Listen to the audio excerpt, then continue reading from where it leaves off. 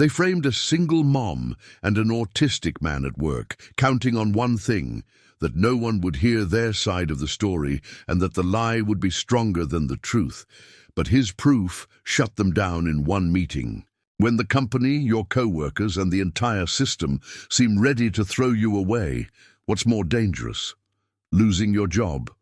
Or losing who you are just to survive? The fluorescent lights in the warehouse break room buzzed like trapped insects, casting everything in that greenish glow that made even healthy people look sick.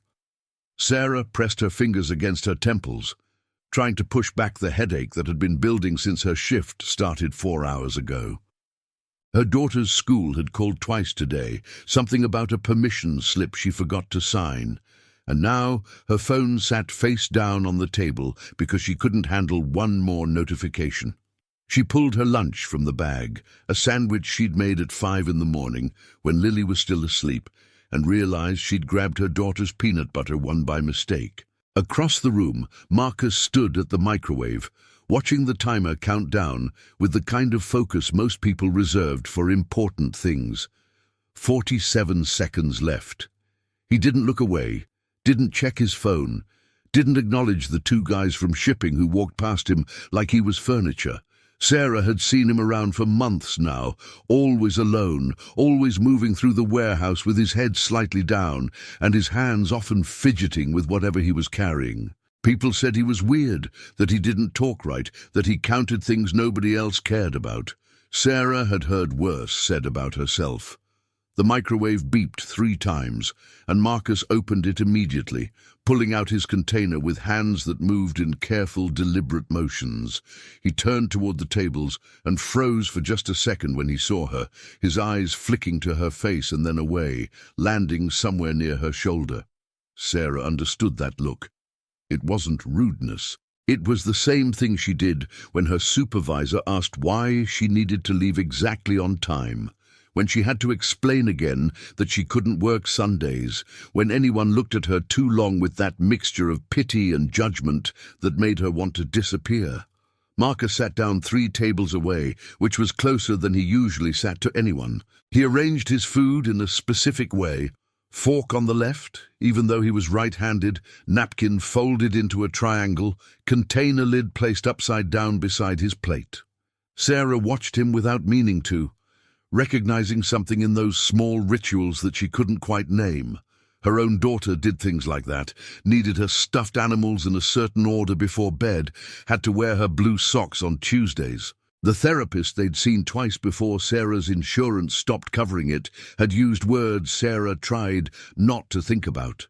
Her locker key slipped from her pocket and clattered across the floor, sliding under the vending machine with a metallic scrape that made her want to cry.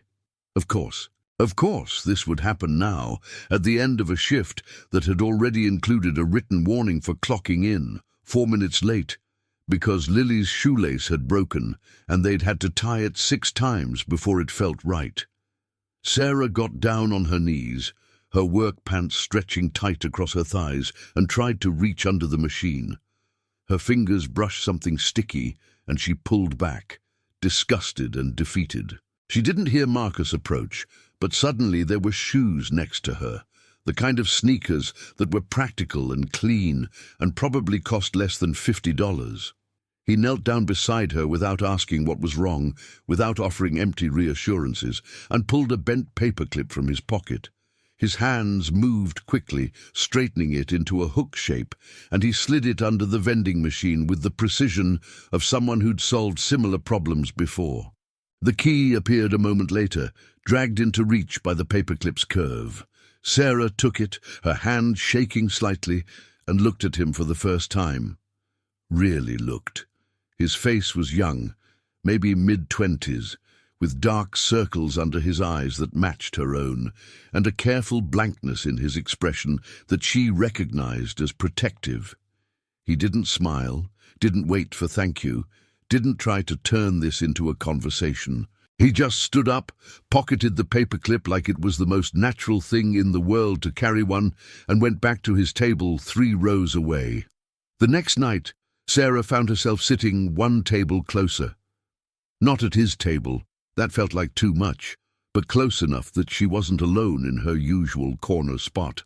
Marcus noticed. She could tell by the way his shoulders shifted slightly, the way he took 2 extra seconds before opening his container. He didn't look at her directly, but his fork paused halfway to his mouth when she unwrapped her sandwich, and there was something almost like acknowledgement in that pause. They ate in silence, the comfortable kind that didn't need filling. Around them, the warehouse hummed with the sounds of other people's conversations, jokes Sarah didn't understand, references to things she'd never been invited to. Someone laughed too loud near the coffee machine, that performative laugh that meant they wanted everyone to know they were having fun. Marcus's jaw tightened almost imperceptibly. Sarah wondered if he heard the same edge in it that she did, that slight meanness that people thought was invisible if you wrapped it in humor. Her phone lit up with a text from the school again, something about Lily getting upset during reading time, and Sarah felt her chest tighten with the familiar guilt that came from never being enough, never present enough, never patient enough, never able to give her daughter the kind of attention that other mothers seemed to provide effortlessly. She typed out a response with one hand while holding her sandwich in the other, promising to talk to Lily tonight, knowing that talk meant listening to her daughter describe every detail of a perceived injustice until Sarah's head throbbed. When she looked up, Marcus was watching his fork, tracing patterns in his mashed potatoes with the tines. 7 lines horizontal, 7 lines vertical, a grid that served no purpose except to make sense of something. Sarah felt an unexpected kinship in that meaningless ritual, in the need to control something small when everything else felt chaotic. She almost said something, almost broke the silence with words that would have ruined it, but stopped herself. Some things didn't need explaining. The overhead speaker crackled to life, announcing the end of break with a static-filled voice that mispronounced the supervisor's name. People started gathering their trash, throwing away half-eaten food, complaining about the afternoon ahead. Marcus packed up his container with the same careful precision he'd used to open it, checking twice that the lid was sealed properly. Sarah watched him stand, watched him pause for just a moment before walking back toward the inventory section, and felt something shift in the air between them. Not friendship exactly, not yet, but recognition. The kind that happened between people who knew what it meant to be looked through instead of at. She gathered her own things slowly, letting the break room empty around her, and noticed a small wrapped candy on the table where Marcus had been sitting. It was the cheap kind from the bulk bin near the registers. Butterscotch, probably, the kind nobody actually liked, but everyone pretended was fine. Sarah picked it up, turning it over in her fingers, and realized it hadn't been there when he sat down. He'd left it. For her. Without ceremony, without explanation, without making it into a thing that required response. Her throat tightened unexpectedly, and she slipped the candy into her pocket next to her daughter's hair tie and her own worn-down hope that maybe, just maybe, she wasn't as alone as she felt. Have you ever met someone who understood your silence better than most people understand your words? Tell me in the comments below. Derek from shipping had the kind of smile that looked friendly in meetings, but turned sharp when supervisors weren't watching. Sarah noticed it first on a Tuesday morning when he walked past Marcus's workstation and knocked a stack of inventory sheets onto the floor, then kept walking like nothing had happened. Marcus stood there for a full 30 seconds, staring at the scattered papers, his hands opening and closing at his sides, in a rhythm only he understood. Nobody stopped to help. 2 people from receiving actually stepped over the papers without breaking their conversation about weekend plans. Sarah bent down and started gathering the sheets, organizing them by the colored tabs Marcus used for different product categories. She'd learned his system by watching, the way red meant urgent reorders, and blue meant seasonal items, and yellow meant something was wrong with the counts. He knelt beside her without speaking, his movements quick and precise, checking each sheet like he was looking for something specific. His breathing was too fast, and she recognized that particular kind of panic that came from having your order disrupted, from losing track of where everything belonged. Derek circled back 10 minutes later with Amanda from Quality Control, both of them carrying coffee cups that cost more than Sarah's lunch. They stopped just close enough for their voices to carry, and Amanda said something about how some people just couldn't handle normal work environments, how maybe certain jobs required certain capabilities. She didn't look at Marcus when she said it, but her eyes flicked toward him with the precision of someone who knew exactly where to land the knife. Derek laughed, that same bright laugh from the break room, and said something about participation trophies. Marcus's hand froze on the inventory sheet he was filing. Sarah watched his fingers tighten on the paper until it wrinkled, watched him deliberately smooth it back out with a care that felt like violence contained. He didn't look up, didn't respond, didn't give them the satisfaction of a reaction. But his jaw worked like he was chewing words he couldn't say, and Sarah felt her own anger rise in her throat, hot and useless. She'd learned years ago that defending yourself only made it worse, only gave them more ammunition. The next week, Marcus's supplies started disappearing. Small things at first, a box of paper clips, the specific pens he used because the ink flowed consistently, the labels he'd organized by size and color.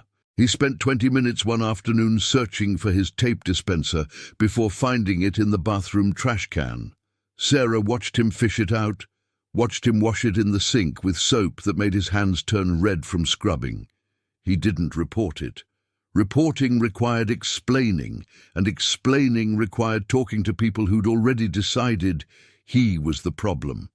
Sarah's own locker started opening on its own, the lock spinning loose even though she knew she'd secured it. Nothing was missing, which somehow made it worse. It was a message, a reminder that her space wasn't really hers, that she existed here only as long as someone allowed it. She found a note taped inside one morning, just a smiley face drawn in black marker. But the eyes were crossed out, and something about those scratched-over circles made her stomach turn. She threw it away before anyone could see her hand shaking. Kyle, the third member of their little kingdom, was subtler than the others. He worked in logistics and had access to everyone's time cards, and Sarah started noticing discrepancies in her hours. 40 minutes here, an hour there, just enough that she couldn't prove it was deliberate, but enough that her paycheck came up short. She brought it to the supervisor once, standing in his office with her time card printout and her own handwritten log, and he looked at her with tired eyes and said the system sometimes glitched. He'd look into it. He never did. Marcus kept a notebook that he carried everywhere, the kind with a water-resistant cover and pages that wouldn't tear easily. Sarah had seen him writing in it during breaks, his handwriting small and meticulous, filling lines with information that seemed meaningless to everyone else. He recorded everything. When the trash got emptied, when the lights flickered, when someone moved a pallet 3 feet to the left. People made jokes about it, called him Rain Man, called him the warehouse detective, said it loud enough for him to hear but indirect enough to deny later. The jokes escalated into rumors. Someone told someone who told someone else that Marcus had been watching people, that he'd been following Amanda to her car, that maybe he wasn't safe to be around. Sarah heard it from a woman in packing who said it with concern that felt genuine until she added that you never knew with people like that. The implication hung in the air like smoke, toxic and spreading. Marcus's hours got cut to part-time the following week. No explanation, just a revised schedule taped to the board. Sarah's daughter came home from school with questions about why some kids didn't have dads. Questions that turned into observations about how Emma's mom had a boyfriend who picked her up in a nice car, how Jackson's parents both came to the school festival. Lily didn't say it directly, but Sarah heard the unspoken question underneath everything. Why was their life smaller? Why couldn't Mommy afford the field trip? Why did they eat sandwiches when other kids bought hot lunch? Sarah tried to explain about choices and priorities, but Lily was 7, and 7-year-olds only understood what they could see. The warehouse felt different now. the air thick with something Sarah couldn't name but recognized from her childhood, from middle school hallways and family dinners where her stepfather's mood determined everyone's safety. It was the feeling of waiting for the next hit, of knowing something was coming, but not when or from where. She caught Derek watching her during shifts, his eyes tracking her movements with an attention that felt calculated. He never said anything directly, just smiled when their paths crossed, a smile that promised nothing good. Marcus started eating lunch in his car. Sarah found him there one evening after her shift ended, sitting in a beat-up sedan with the windows cracked, his notebook open on his lap. She knocked on the window softly, and he jumped like she'd fired a gun. His eyes were red-rimmed, and there was something defeated in the way he looked at her, like he'd already accepted that she was there to tell him something terrible. She held up her own sandwich, still in its plastic bag, and gestured to the passenger seat. He hesitated for 5 long seconds before unlocking the door. They sat in silence while the parking lot emptied around them, eating food that had gone slightly warm and staring through the windshield at the warehouse that had become their shared prison. Sarah wanted to say something comforting, something that would make the situation feel less heavy, but she'd never been good at lying. Instead, she pulled out the butterscotch candy he'd left her weeks ago, still wrapped and slightly fuzzy with pocket lint, and set it on the dashboard between them. Marcus looked at it for a long moment, then reached into his glove compartment and pulled out an identical candy. They unwrapped them at the same time, the cellophane crackling in the quiet car, and the sweetness tasted like defiance. Outside, Derek's truck pulled out of the parking lot with his music thumping through expensive speakers, and Sarah watched him go with a feeling in her chest that was part fear and part something darker. She didn't know yet what they'd done to deserve this targeted cruelty, didn't understand what threat 2 quiet people posed to 3 loud ones. But she was starting to recognize the shape of what was happening, the way predators circled before striking, the way they tested boundaries to see who would fight back. Marcus wrote something in his notebook, his pen moving across the page with controlled fury, and Sarah realized he'd been writing down everything. Every incident, every disappeared item, every shifted schedule. He was building something, though she didn't yet know what. The email arrived at 6:43 in the morning, before Sarah had even dropped Lily off at school. Her phone buzzed against the kitchen counter while she was searching for her daughter's other shoe, the one that always disappeared into whatever dimension single socks went to. The subject line read, "Mandatory meeting. Report to HR immediately upon arrival," and Sarah's coffee went cold in her hand. Mandatory meant bad. Immediately meant worse. She read it 3 times, looking for context that wasn't there, her mind racing through every possible mistake she might have made.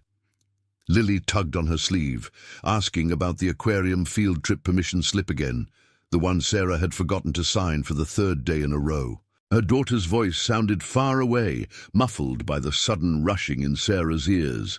She signed the paper without reading it, her signature shaky and wrong-looking, then drove to school 5 miles over the speed limit while Lily chattered about seahorses. Sarah nodded at appropriate moments, making sounds that approximated engagement, but her thoughts were stuck on that email, on the word mandatory, on what immediately really meant. Marcus was already sitting outside the HR office when Sarah arrived, his backpack clutched on his lap like a shield. His leg bounced in a rapid rhythm that made the chair squeak, and his eyes were fixed on a spot 3 feet in front of him, not blinking, barely breathing. Sarah had never seen him look scared before.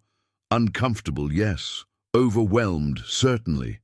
But this was different. This was the expression of someone who'd already concluded the worst possible outcome and was just waiting for confirmation. She sat down 2 chairs away, close enough to acknowledge him, but far enough not to crowd.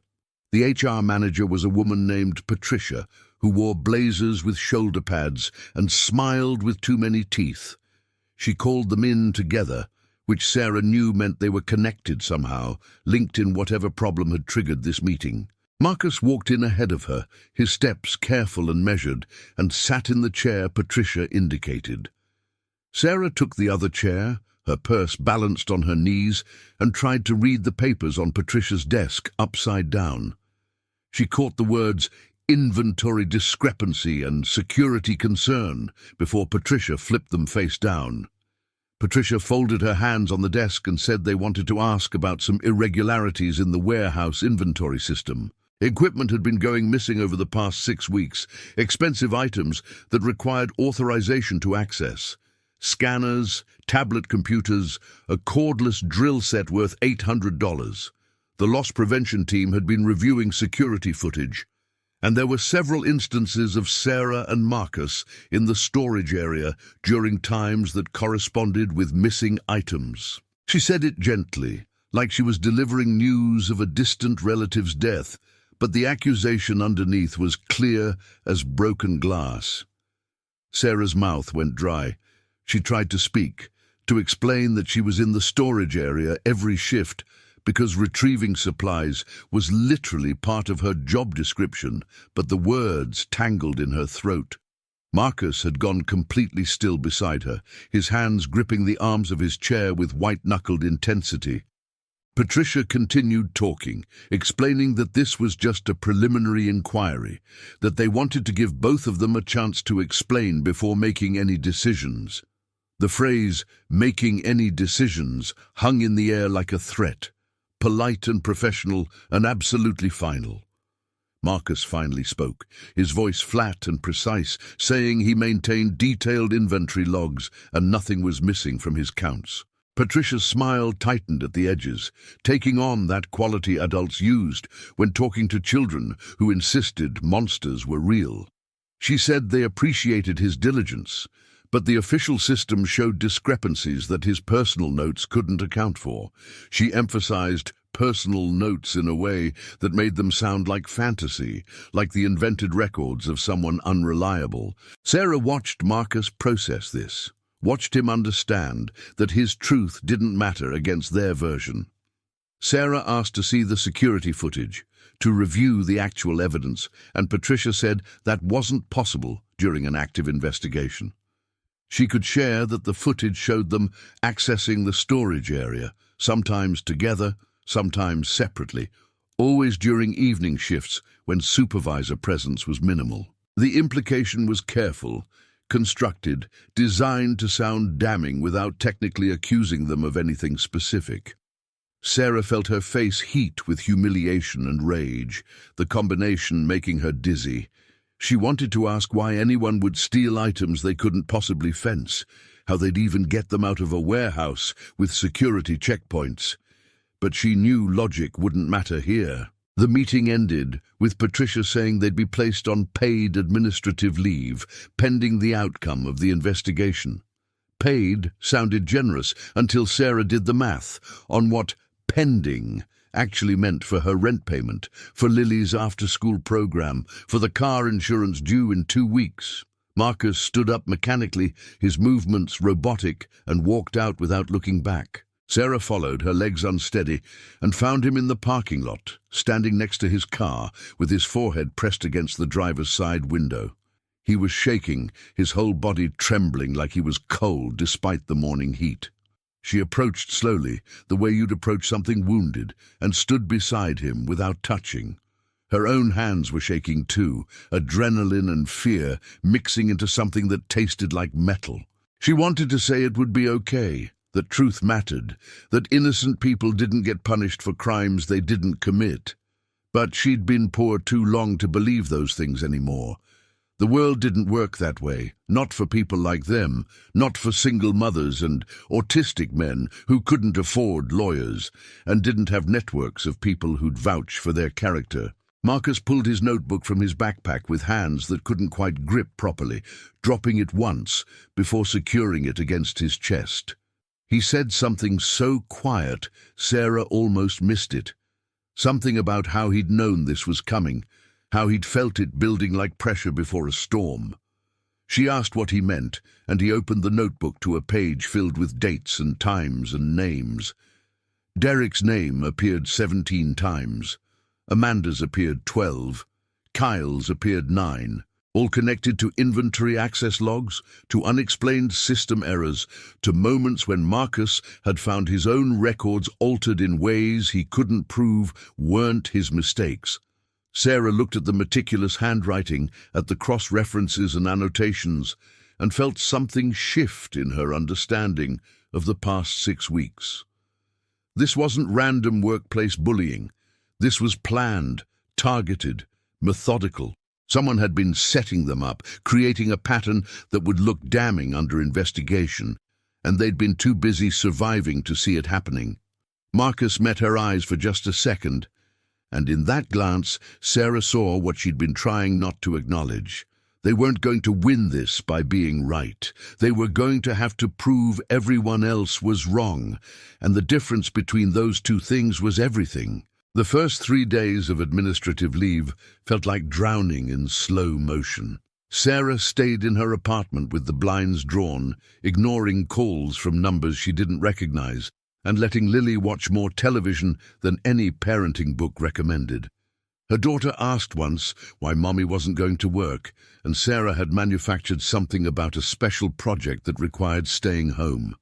Lily had accepted it, with the faith children have before they learn adults lie to protect them, then returned to her cartoons while Sarah sat on the kitchen floor, scrolling through her bank account, watching the numbers that didn't add up to enough. The rumor had already spread through her apartment complex before she'd even returned from that first meeting. Sarah discovered this when Mrs. Chen from upstairs stopped talking mid-sentence as Sarah approached the mailboxes, her expression shifting from friendly to carefully neutral in the space of a breath. The older woman had made excuses about needing to check her oven and disappeared back up the stairs, leaving Sarah standing alone with junk mail and the sick realization that somehow people already knew. Someone had talked. Someone always talked. Marcus stopped answering his phone on day 2. Sarah had called him 4 times, not because she had anything useful to say, but because the silence in her apartment was becoming unbearable, and she needed to hear another voice that understood the specific flavor of this nightmare. His voicemail was the default robot woman, no personal message, just instructions to leave information after the tone. She didn't leave messages after the first one. What was there to say that wasn't either a lie about things getting better or the truth about them getting worse?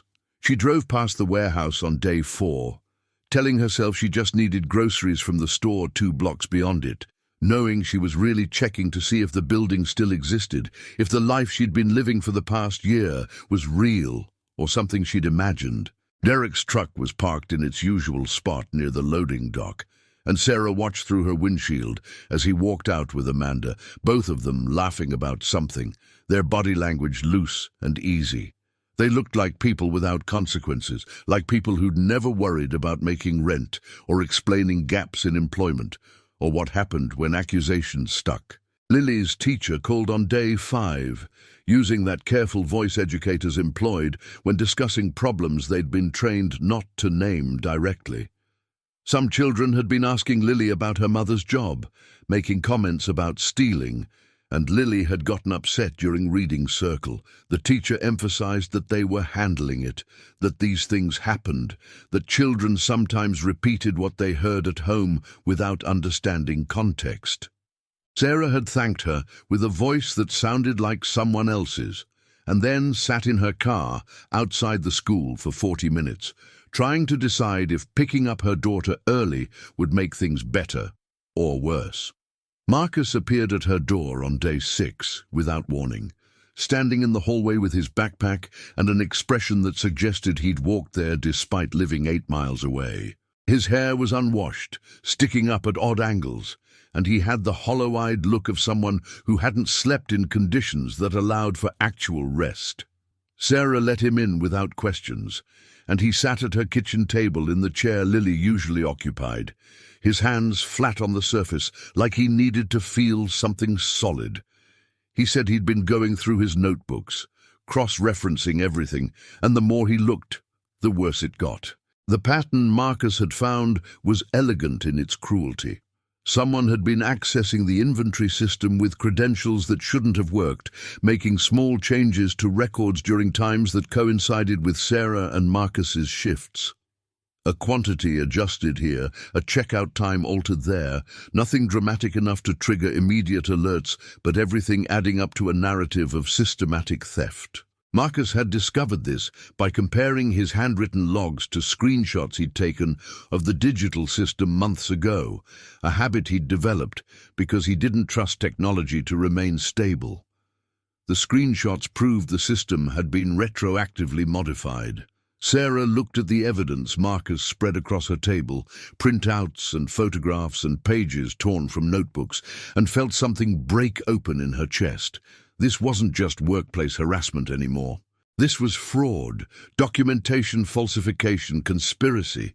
These were words that belonged in courtrooms, that required lawyers she couldn't afford, and a presumption of innocence she wasn't sure anyone would grant them. She asked Marcus if he'd shown this to anyone, and he shook his head, saying who would believe him? Who would trust the word of someone like him against the official record? They sat in Sarah's kitchen while afternoon light crawled across the floor, neither of them speaking, both of them understanding that they'd arrived at a choice that wasn't really a choice. They could accept the narrative being built around them, take whatever settlement the company offered to avoid wrongful termination lawsuits, disappear quietly into the category of people who'd been at that warehouse once and then weren't anymore. Or they could fight, knowing that fighting meant exposing themselves further, meant risking whatever remained of their reputations, meant possibly making everything worse. Sarah thought about Lily, about the questions that would follow her if her mother was fired for theft. Marcus pulled a flash drive from his pocket, the cheap kind they sold in checkout lanes at office supply stores, and said he'd backed up everything. Every screenshot, every log, every discrepancy he'd found. He'd made 3 copies and hidden them in different locations because he'd watched enough crime shows to know that evidence disappeared when it became inconvenient for powerful people. Sarah recognized the paranoia in that precaution and realized it wasn't paranoia at all. It was pattern recognition. It was understanding that the world didn't protect people like them, so they had to protect themselves. Lily came home from school with paint in her hair and a drawing she'd made of their family, just the 2 of them, holding hands under a sun with a smiley face. Sarah stuck it on the refrigerator next to the overdue electric bill and the reminder about dental appointments, and felt her resolve crystallize into something harder than fear. Marcus watched her do this, his eyes tracking the careful placement of the magnet, and Sarah knew he was seeing his own version of this moment. The reasons people had for not giving up, for continuing to exist in a world that kept suggesting they shouldn't. She offered him dinner, just pasta and sauce from a jar, and he accepted with a small nod that felt like a pact. They ate at the kitchen table with Lily between them, her cheerful chatter about playground politics filling the space where adult anxiety lived. Marcus listened to her explain the complex social hierarchy of second grade, with the same focused attention he gave to inventory discrepancies, and Lily responded to his genuine interest with the kind of openness that children reserve for people who actually saw them. Sarah watched them, her daughter and this man who'd become her only ally, and understood that she was no longer just protecting her own survival. She was protecting his too, and he was protecting hers, and maybe that was what friendship actually meant, when you stripped away everything comfortable and safe. Topic 5. Marcus's hidden talent. Marcus returned 3 days later with a laptop that looked like it had survived a small war, its case held together with electrical tape and determination. He set it up on Sarah's coffee table while Lily was at school, his fingers moving across the keyboard with a speed that seemed at odds with his usual careful deliberation. Sarah brought him coffee that he forgot to drink, watching the screen fill with spreadsheets that made her eyes hurt. He'd spent 72 hours building something, cross-referencing his notebooks against every piece of digital evidence he could access, and what emerged was a timeline that made her stomach drop. The thefts had started small, back in March, when Sarah had still been on probation and Marcus had just been transferred from the day shift. A charging cable here, a box of supplies there, items that could be dismissed as misplaced or miscounted. But Marcus had noted every single discrepancy, had written down the dates and times with the obsessive precision of someone whose brain refused to let details slip away. He'd thought he was documenting his own potential mistakes, creating a record to prove he wasn't incompetent. Instead, he'd been mapping someone else's crime. Sarah leaned closer to the screen, following Marcus's finger as he traced connections she'd never have seen. Every theft corresponded to a shift change that put either Derek, Amanda, or Kyle in the warehouse after normal supervision ended. Every missing item had been logged out using credentials that looked legitimate but contained small irregularities Marcus had noticed because he'd memorized the format of proper authorization codes. He'd known something was wrong months ago, but hadn't understood what he was looking at, like seeing individual trees without recognizing the forest. The laptop's fan whirred loudly in the quiet apartment, struggling to process the nested spreadsheets Marcus had built. He showed Sarah how the digital inventory system had been accessed from 3 different terminals, always during evening hours, always during windows when security cameras did their automated 90-second reset. Someone had studied the warehouse's blind spots, had learned the rhythm of its surveillance, had planned this with the kind of attention to detail that most people reserved for things that mattered. Sarah felt a chill that had nothing to do with temperature, understanding that they were up against someone smart. Marcus pulled up a series of photographs he'd taken over the past months, images Sarah hadn't known existed. They showed the warehouse floor from angles that suggested he'd been documenting everything, not out of paranoia, but out of a fundamental need to understand his environment through visual evidence. There were pictures of Derek's workstation with inventory sheets visible in the background, Amanda's computer screen reflected in a window, Kyle's clipboard left unattended on a pallet. Marcus had been creating an archive without knowing why, and now that archive was telling a story. Sarah asked how he'd gotten these photos without anyone noticing, and Marcus explained that people didn't see him. They looked past him, through him, around him like he was part of the warehouse infrastructure. He'd learned early that invisibility was a survival tool, that being overlooked meant being left alone. So he'd taken pictures during breaks, during moments when everyone else was focused on their phones or conversations, documenting the world that existed in the spaces between people's attention.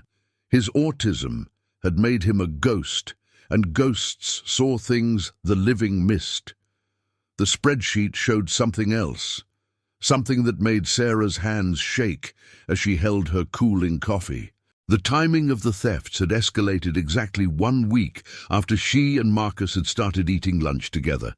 The pattern had shifted from opportunistic to aggressive, from careful to almost reckless. Someone had noticed their friendship and decided it was a threat, or maybe an opportunity. 2 isolated people becoming less isolated was dangerous to whoever needed them to stay vulnerable and silent and easy to blame.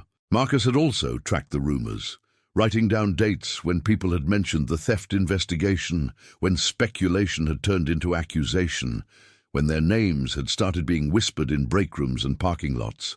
He'd created a network diagram that looked like something from a detective show, with lines connecting Derek to Amanda to Kyle, and then connecting all 3 of them to the missing equipment, to the falsified logs, to the exact moments when Sarah and Marcus had been conveniently placed near the storage area. The setup was surgical in its precision. Sarah stood up and paced to her kitchen window, looking out at the apartment complex parking lot where nothing interesting ever happened. Her mind was trying to catch up with what Marcus had shown her, trying to process that they weren't just victims of workplace cruelty, but targets of a deliberate frame. She asked the question that had been building since he'd opened his laptop, the question that felt like stepping off a cliff. Why them? What had they done to deserve this specific kind of destruction? Marcus was quiet for a long time before answering. He explained that they were perfect victims. Sarah was a single mother with no family nearby, no network of people who'd vouch for her character, no resources to fight back.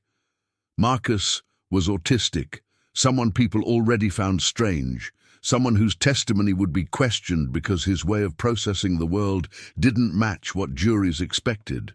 They were expendable in the eyes of anyone doing risk assessment, unlikely to effectively defend themselves, and their accusations could be dismissed as the desperate claims of guilty people. They'd been selected not randomly, but specifically because they were vulnerable. The realization settled over Sarah like a weight she'd have to carry forever. She wasn't being punished for something she'd done. She was being used because of who she was, because her life circumstances made her useful for someone else's purposes. It was a violation that went deeper than the false accusation, a confirmation of every fear she'd had about her place in the world. She looked at Marcus, still sitting at her coffee table with his laptop and his notebooks and his photographs, and saw that he understood this too. He'd probably understood it longer than she had. Marcus closed his laptop carefully, wrapping the power cord around it with methodical precision, and said they had enough evidence to prove their innocence. Maybe. Probably. If they could get someone to look at it, to take them seriously, to believe that 3 established employees would orchestrate something this elaborate against 2 people no one cared about. His voice held no optimism, just the flat acknowledgement of reality. Sarah sat back down across from him, her daughter's artwork visible on the refrigerator behind his head, and said they had to try anyway, because the alternative was accepting that some people could destroy others just because they could, and she wasn't ready to teach Lily that lesson yet. Sarah discovered the shipping manifests by accident, buried in a file-sharing system she'd only accessed twice during her entire employment. She'd been looking for her own time card records, trying to build a defense against the altered hours Kyle had been manipulating, when she noticed a folder marked Vendor Returns, Q2, that had been modified at 2 in the morning on a Tuesday. No legitimate warehouse business happened at 2 in the morning. She clicked it open with hands that had started trembling from too much coffee and not enough sleep, and found spreadsheets that didn't match anything Marcus had shown her. The manifest showed equipment being shipped to an address that Google Maps identified as a strip mall pawnshop 3 towns over. 17 items over 4 months, each one corresponding to something Marcus had flagged as missing from inventory. But according to the official system, these items had been marked as damaged and sent to corporate disposal, which meant they should have been destroyed, not resold. Sarah screenshot everything, her heart hammering against her ribs, knowing she was probably breaking company policy by accessing these files, but not caring anymore. Policy hadn't protected her when she'd needed it. Marcus arrived an hour later, still wearing the same jacket he'd worn yesterday, looking like he'd discovered what sleep deprivation could do to a person when sustained long enough. Sarah showed him the manifests, and he went still in that particular way he had, his whole body freezing while his mind processed information at speeds she couldn't match. He pulled out his notebook and started flipping through pages, his finger tracking entries, and then he stopped on a page filled with authorization codes. 3 of the codes from Sarah's manifests matched codes he'd flagged as irregular months ago. Codes that looked official but contained subtle format errors only someone obsessive would notice. They spent the next 6 hours building a parallel case file, organizing evidence in a way that even someone without Marcus's pattern recognition could follow.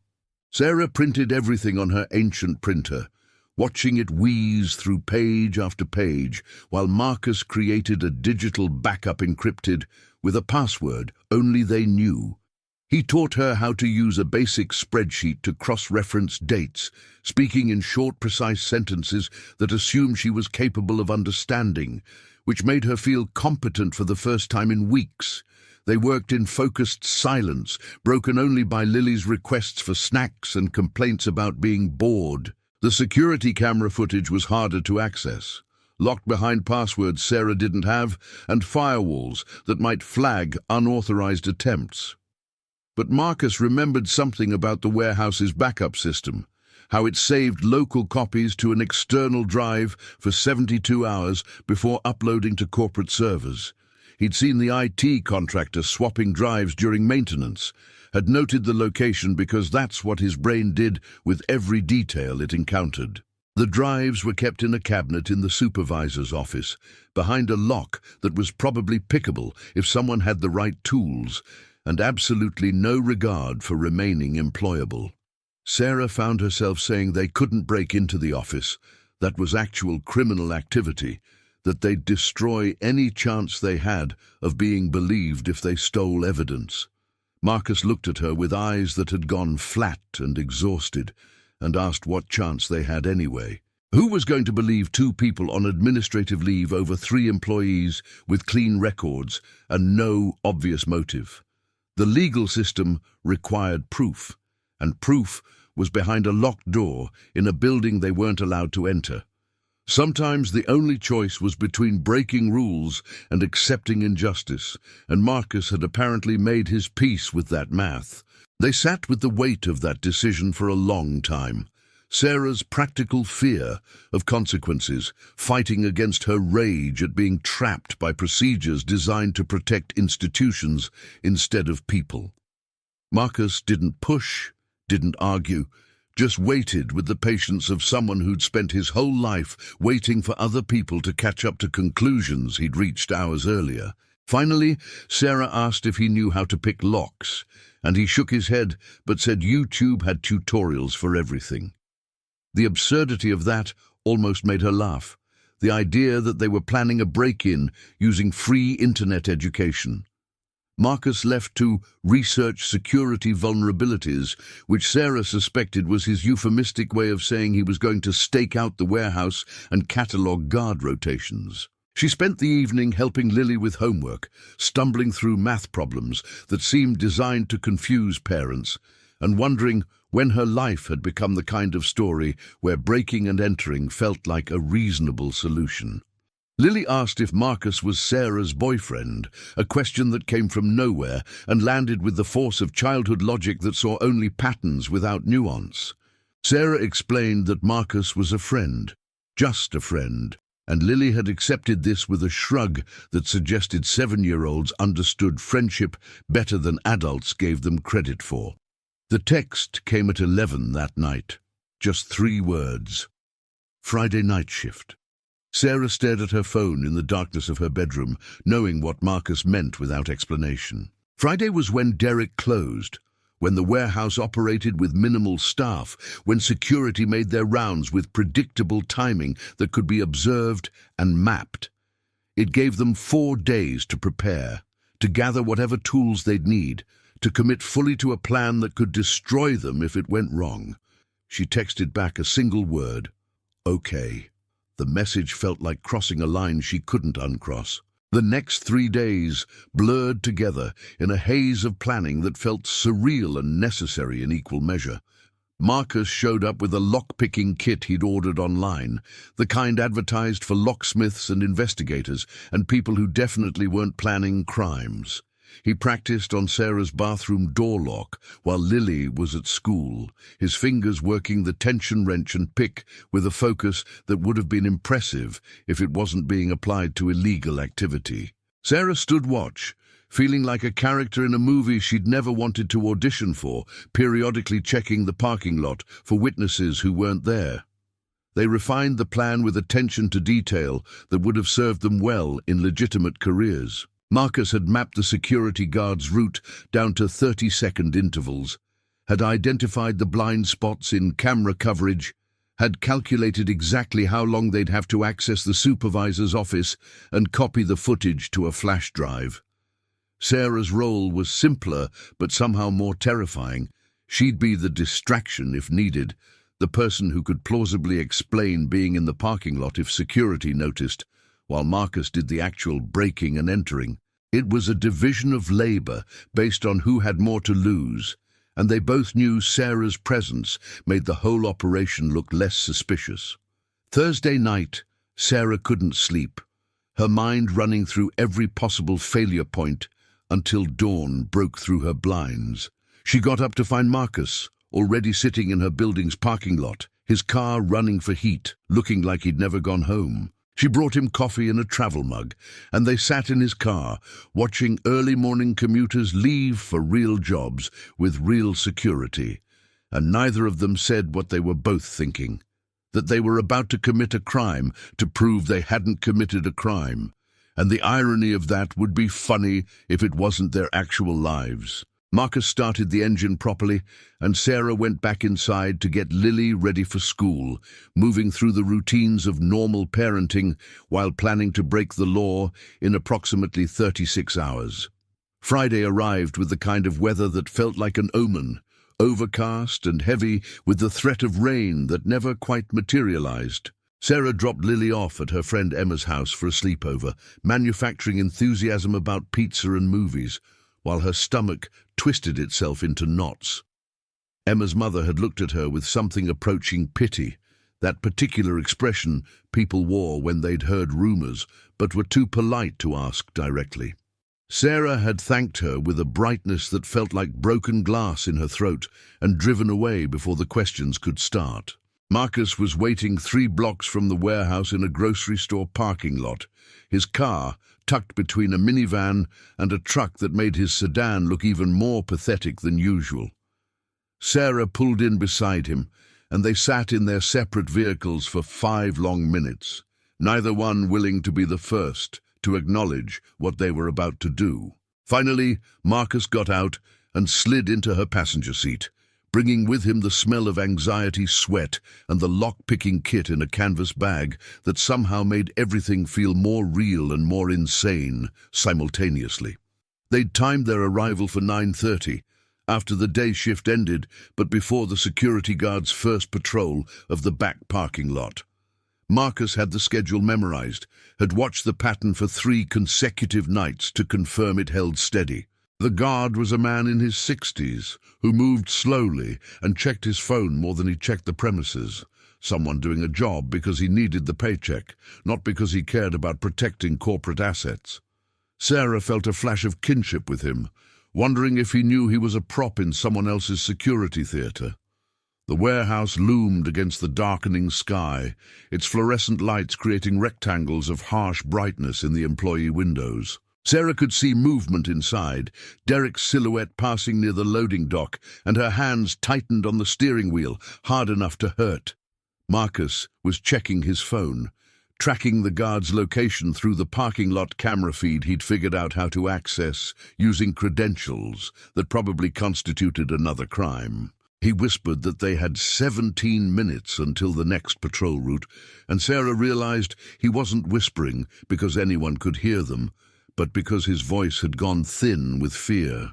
They moved quickly once they started, crossing the parking lot with purposeful strides that Marcus had insisted looked less suspicious than sneaking. Sarah's keys jingled in her pocket, loud as bells in her own ears, and she focused on walking like she belonged here, like she had every right to enter a building she'd been banned from during an investigation into her supposed theft. The employee entrance was locked, but Marcus had Sarah's old badge, the one she'd forgotten to return during the chaos of administrative leave, and it still worked because someone in HR had been too busy to deactivate it properly. Inside, the warehouse felt different at night, transformed by the absence of daytime chaos into something almost peaceful. The fluorescent lights buzzed overhead, and somewhere in the distance, a forklift beeped its backing up warning. Marcus led them through the maze of aisles, with confidence born from months of walking the same paths, his hand occasionally touching Sarah's elbow to guide her around corners. They could hear voices from the loading area, Derek and someone else laughing about something, the sound carrying through the cavernous space and making Sarah's pulse spike. The supervisor's office was in the back corner, a glass-walled box that offered visibility in exchange for privacy. Marcus had chosen it specifically because the glass meant they could see anyone approaching, but it also meant anyone could see them, and Sarah felt exposed as they crouched near the door. Marcus pulled out his lock-picking tools with hands that shook despite his obvious attempts to steady them, and Sarah kept watch, her eyes scanning the warehouse floor for movement, for Derek's silhouette, for any sign they'd been noticed. The lock resisted Marcus's first 3 attempts, and Sarah watched sweat bead on his forehead as he worked, his breath coming in short, controlled bursts that suggested he was on the edge of a panic attack, but functioning through it anyway. She wanted to tell him it was okay. They could leave. They didn't have to do this, but the words felt like lies because they absolutely had to do this. There was no other path forward that didn't end with them accepting blame for crimes they hadn't committed, and Sarah had learned that sometimes the only way out was through, even when through meant committing smaller crimes to prove larger innocence. The lock finally gave, with a click that seemed impossibly loud, and they froze, waiting for alarms or voices or footsteps that never came. Marcus pushed the door open slowly, testing for secondary security, and they slipped inside the office that smelled like old coffee and the particular desperation of middle management. The filing cabinet was exactly where Marcus remembered, olive green and dented, with a lock that looked like it predated modern security standards. He had it open in 45 seconds, his fingers moving with more confidence now that they'd crossed the initial threshold. The hard drives were labeled by date, stacked in chronological order by someone who actually cared about organization. Marcus found the ones covering the past 8 weeks and pulled them carefully, handling them like they were made of something more fragile than metal and circuits. Sarah had brought a laptop bag, the kind that looked professional and unremarkable, and they transferred the drives with movements that felt choreographed by adrenaline and necessity. Marcus photographed the cabinet interior before closing it, documenting that they'd taken nothing else, that their theft was specific and provable if it ever came to explaining themselves in court. They were replacing the drives, fingers working to position them exactly as they'd found them, when Sarah heard the footsteps. Heavy boots on concrete, moving with purpose, getting closer. Marcus heard them too, his whole body going rigid, and they looked at each other with the shared understanding that they were about to be caught, that all of this had been for nothing, that they'd just made everything infinitely worse. The footsteps passed the office, continued toward the bathroom, and they heard a door close. Sarah let out a breath she hadn't known she was holding, and Marcus finished replacing the drives with hands that had gone from shaking to steady, shock apparently having a calming effect on his nervous system. They made it back to the parking lot with 6 minutes to spare before the guard's next patrol, moving fast but not running, carrying the laptop bag between them like it contained ordinary work instead of stolen evidence. Sarah's car chirped as she unlocked it, and they both flinched at the sound, paranoid that every noise would draw attention. Marcus slid into the passenger seat and immediately hunched forward, his head between his knees, breathing like he'd run a marathon. Sarah started the engine and pulled out of the parking lot at exactly the speed limit, forcing herself not to floor it, not to do anything that would look like fleeing. 2 blocks away, Marcus sat up, pulled the laptop bag onto his lap, and said they'd done it. He sounded surprised, like he'd genuinely expected them to fail. Marcus spent the entire weekend converting the security footage into a format that civilian software could read, muttering about proprietary codecs and compression algorithms that Sarah didn't understand, but nodded along to anyway. His apartment was smaller than hers, a studio with blackout curtains and the kind of aggressive minimalism that came from either intentional design or profound depression. He worked at a desk he'd built from cinder blocks and plywood, 3 monitors arranged in a configuration that hurt Sarah's eyes, while she sat on his floor organizing printed evidence into a presentation that might convince someone with authority that they weren't crazy. The footage told a story that was both exactly what they'd expected and somehow worse in its casual cruelty. Derek appeared on camera at 11:47 on a Wednesday night, using what looked like Kyle's credentials to access the secure storage area. He moved with the confidence of someone who'd done this before, no hesitation, no checking over his shoulder. He loaded equipment into a cart, marked for damaged goods, wheeled it to the loading dock, and transferred everything to his personal truck. The whole operation took 9 minutes, efficient and practiced, the work of someone who'd refined a system. But what made Sarah's hands clench into fists was the timestamp manipulation. Marcus showed her how someone with system access had altered the security logs, inserting frames from other nights to make it appear Derek had been in the break room during the theft window. They'd copy-pasted his image from legitimate footage, creating an alibi made of digital lies. It was sophisticated enough that casual review would miss it, but Marcus had found the compression artifacts where the edited frames didn't quite match the surrounding video. His obsessive attention to visual inconsistencies had caught what normal investigation would have missed. Amanda's role was subtler but equally damning. She appeared in footage from the quality control station, accessing the inventory database during her lunch breaks when the office was empty. Marcus had synchronized her screen activity logs with the camera timestamps, showing her making the exact adjustments that had created the discrepancies he'd been documenting for months. She'd been careful, changing only small quantities, but she'd done it 43 times across 6 weeks. Each modification had pushed legitimate counts slightly out of alignment with physical inventory, building the appearance of systematic mismanagement that could be blamed on the people actually doing the counting. Kyle's contribution was the most damning because it revealed premeditation. He'd created false authorization codes weeks before the first theft, seeding the system with credentials that looked valid but contained subtle format errors designed to point toward user incompetence rather than administrative fraud. Marcus showed Sarah a comparison chart, legitimate codes on one side and Kyle's fabrications on the other. The difference is invisible unless you knew exactly what pattern to expect.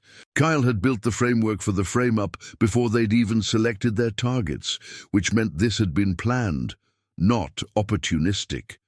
Sarah felt sick looking at the evidence, understanding that 3 people had sat in meetings with her, had smiled at her in hallways, had existed in her daily life while actively working to destroy it. The betrayal was comprehensive, but what bothered her most was the calculation. They'd discussed this, probably over drinks or lunch, mapping out exactly how to steal equipment and exactly who to blame when suspicions eventually arose. She and Marcus had been selected like items from inventory, useful for a specific purpose, disposable once that purpose was served. Monday morning arrived with the heavy finality of an execution date. Sarah had barely slept, running through every possible response to their evidence, every way the company could dismiss or discredit what they'd found. Marcus picked her up at 7, looking like he hadn't slept at all, and they drove to the warehouse in silence that felt like driving toward a cliff. They'd requested a meeting with the regional manager, going over Patricia's head because Patricia had already shown where her loyalties lived. The regional manager was a woman named Barbara Chen, who had a reputation for efficiency that could mean either fairness or ruthless cost-cutting, depending on who you asked. Barbara's office was in the administrative building adjacent to the warehouse, decorated with motivational posters that felt like threats and family photos that reminded everyone she had a life beyond this place. She listened to their introduction with an expression that gave away nothing, her hands folded on a desk that held 3 computer monitors and a stress ball shaped like a brain.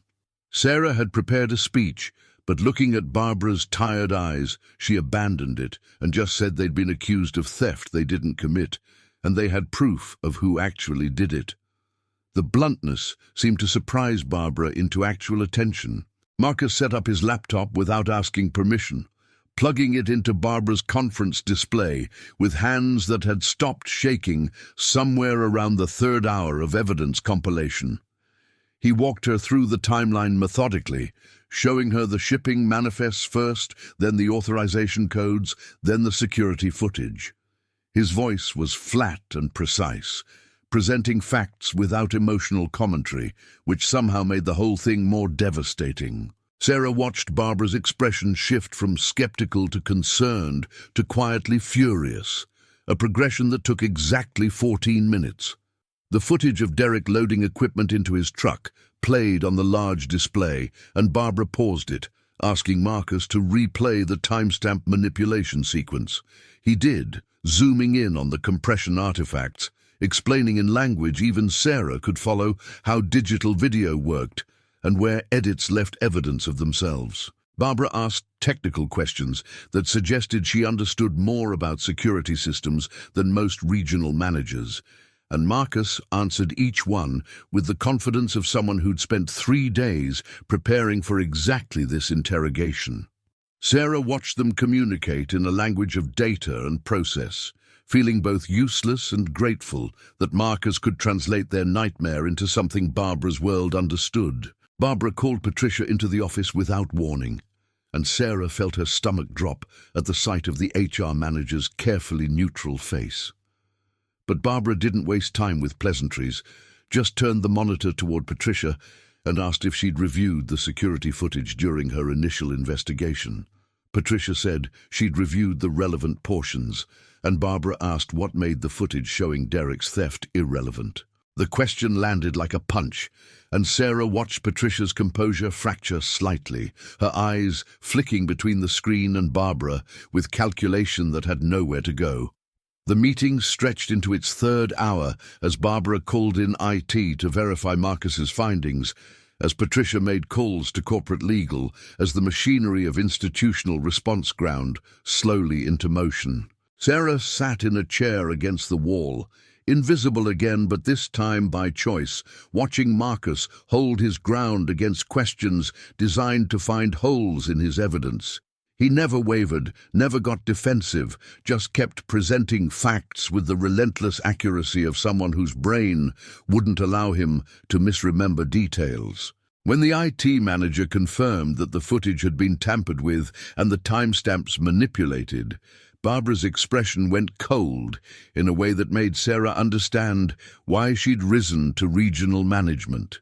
Security escorted Derek from the building at 2:15 that afternoon, and Sarah watched through Barbara's office window as he argued with the guards in the parking lot, his gestures large and defensive. Amanda followed 20 minutes later, walking out with her head down and a box of personal items clutched against her chest like armor. Kyle tried to run, actually sprinted toward his car when the security director approached him on the warehouse floor, but stopped when Barbara stepped into his path and told him that running made everything worse. Sarah felt no satisfaction in watching them fall, only a hollow exhaustion that came from understanding how close she'd been to their positions being reversed. The police arrived just before 3, 2 officers who looked bored until Barbara showed them the evidence Marcus had compiled.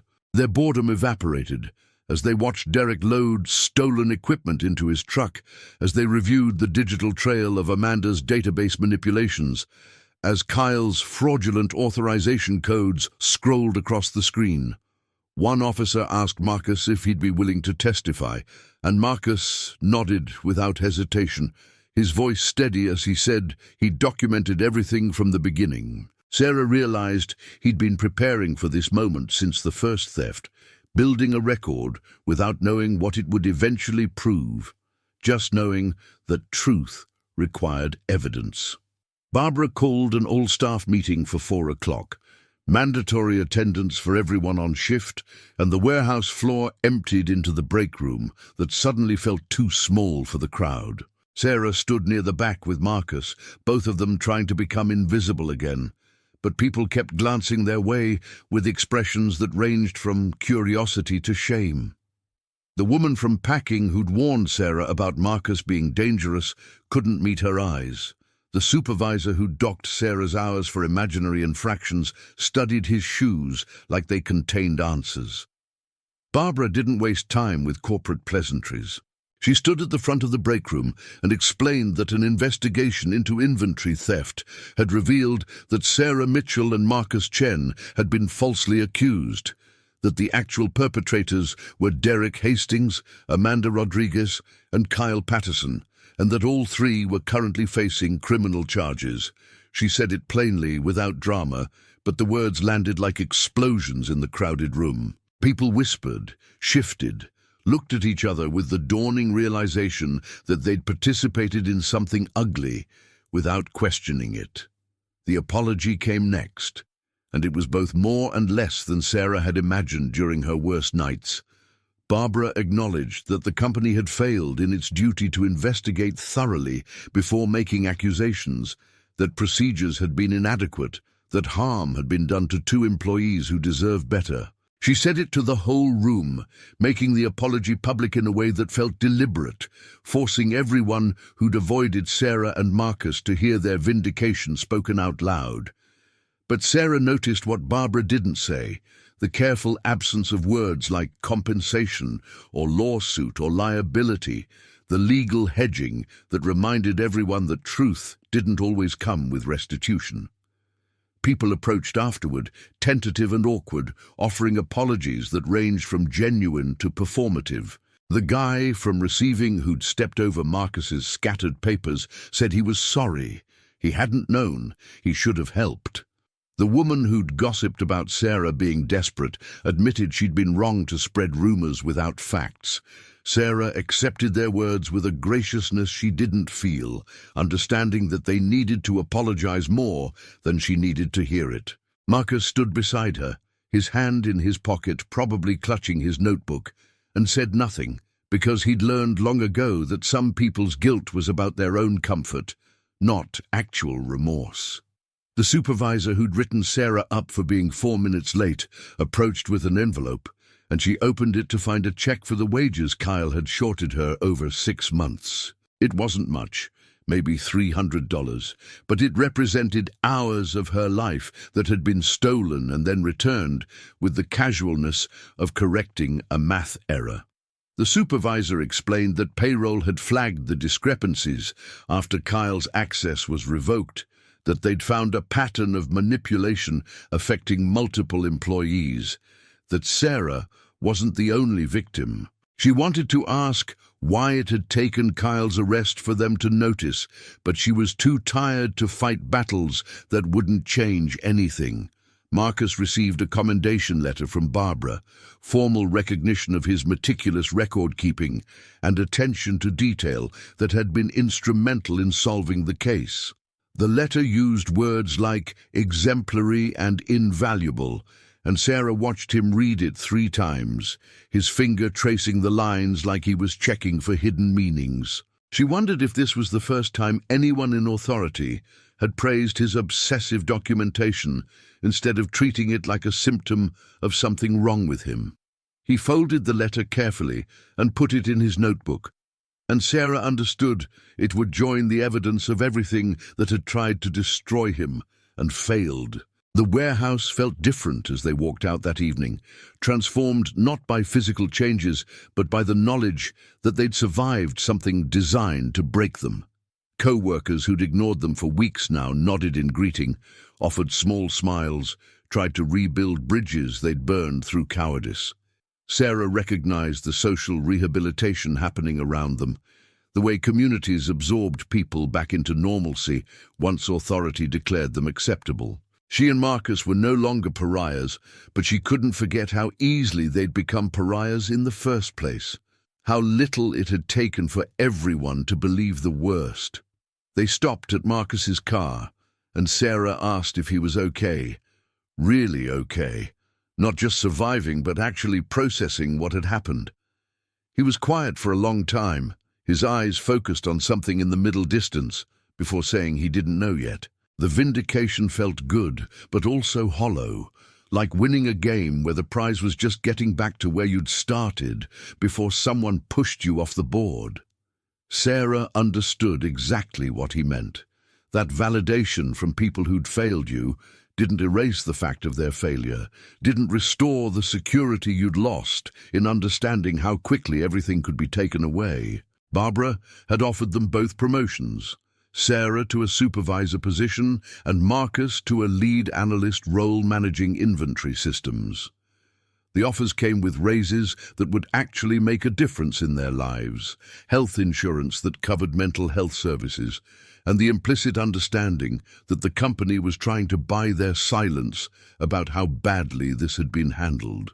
Sarah had asked for time to think about it, and Marcus had done the same, both of them recognizing that staying meant accepting that this place had almost destroyed them and deciding to trust it anyway. It was a calculation that required weighing trauma against rent payments, dignity against survival. The sunset painted the parking lot in shades of amber and rust, and Sarah stood beside Marcus's car, feeling something that wasn't quite peace, but was maybe its exhausted cousin. They'd proven their innocence, exposed the people who'd tried to destroy them, and survived with jobs and evidence that they'd been right all along. But rightness felt heavier than she'd expected, weighted with the knowledge of how much had been at risk, how easily it could have gone differently. Marcus started his engine, and Sarah walked to her own car, both of them driving away from the warehouse that would never again feel like just a place they worked. 3 months after the confrontation, Sarah sat in the warehouse break room, eating lunch that actually tasted like food instead of anxiety, watching Marcus arrange his meal with the same precise rituals he'd always used.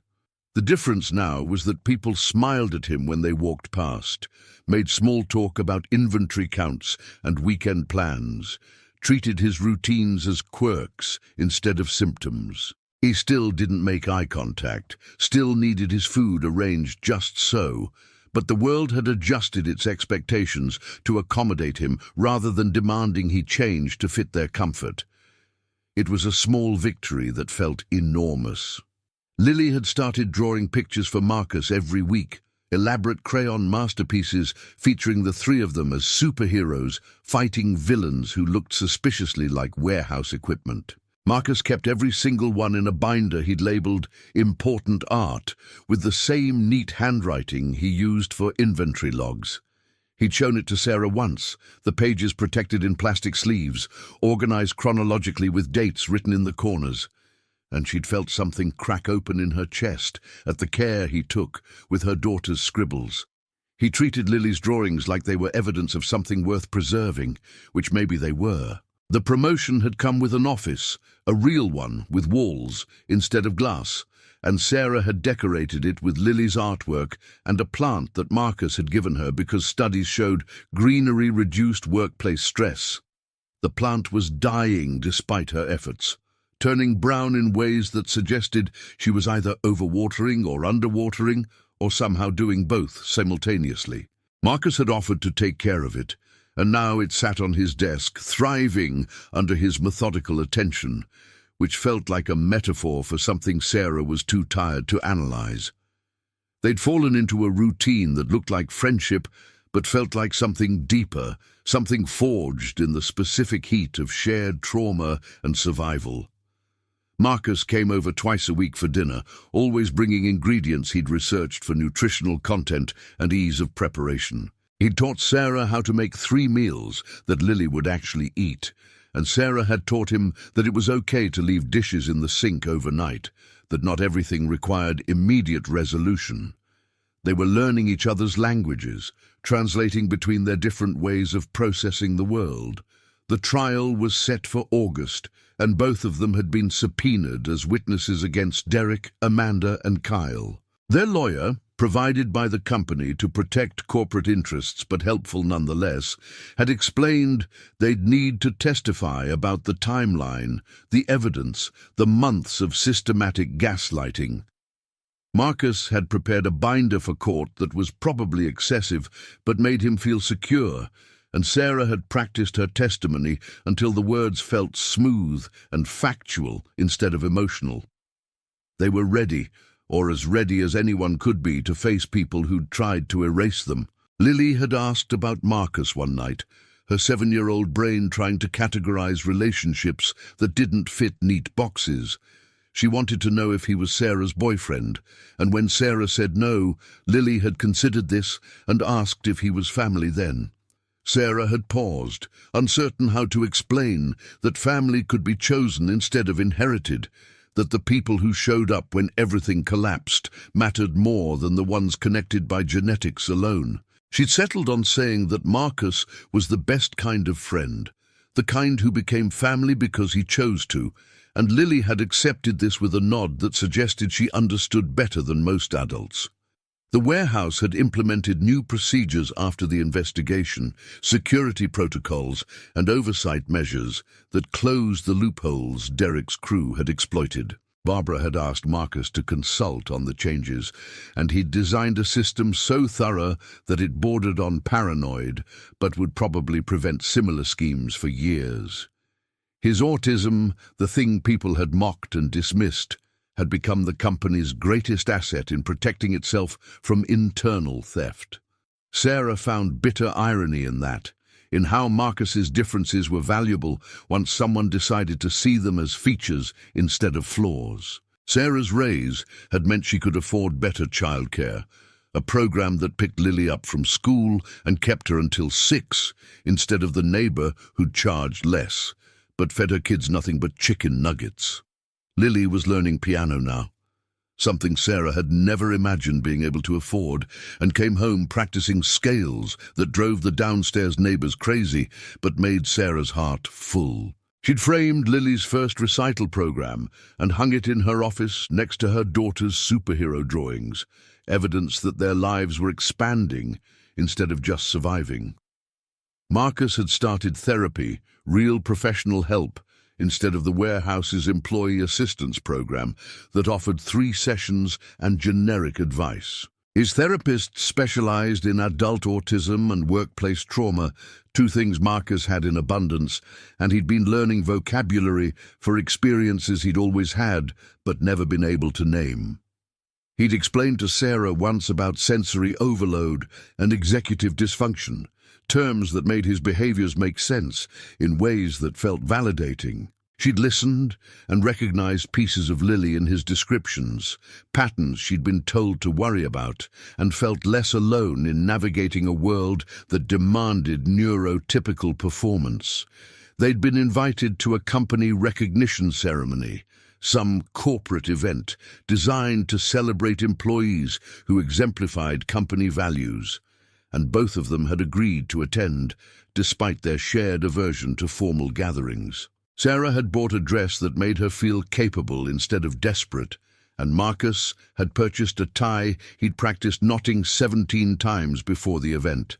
They'd stood on a stage while Barbara praised their integrity and dedication, words that rang hollow given how close the company had come to destroying them. But they'd accepted the recognition because refusing would have required explaining things they were trying to forget. The ceremony had ended with people congratulating them, shaking hands and making small talk that felt scripted and strange. But afterward, when the crowd dispersed and they were loading into Marcus's car, Lily had fallen asleep in the back seat, clutching a balloon from the event, and Sarah had looked at Marcus in the driver's seat and understood that this was what winning looked like. Not the ceremony or the recognition or the promotions, but this quiet moment of safety with people who'd chosen to stay when leaving would have been easier. Marcus had met her eyes for just a second before looking away, and in that glance was everything they'd survived and everything they'd built from the rubble. They drove through the city at night, past warehouses and strip malls and apartment complexes that all looked like the ones they lived in, and Sarah thought about how close they'd come to losing everything. How 3 people's cruelty had nearly succeeded in erasing them. How easily the world had believed the lie because it was easier than investigating the truth. But they'd fought back with evidence and stubbornness and each other, and somehow that had been enough. Not enough to erase what happened, not enough to make them whole again, but enough to build something new from the pieces that remained. Marcus pulled into her apartment complex, helped her carry sleeping Lily upstairs, and stood in her doorway saying goodnight like they did twice a week, routine and precious and earned through surviving what should have destroyed them. Sarah watched him walk back to his car, This man who'd helped her pick up scattered inventory sheets and had somehow become the person she trusted most in the world, and understood that some bonds weren't formed through joy, but through the specific alchemy of choosing each other when the world said they should stand alone. They framed a single mom and an autistic man at work, counting on one thing: that no one would hear their side of the story and that the lie would be stronger than the truth. When the company, your co-workers, and the entire system seem ready to throw you away, what's more dangerous, losing your job or losing who you are just to survive?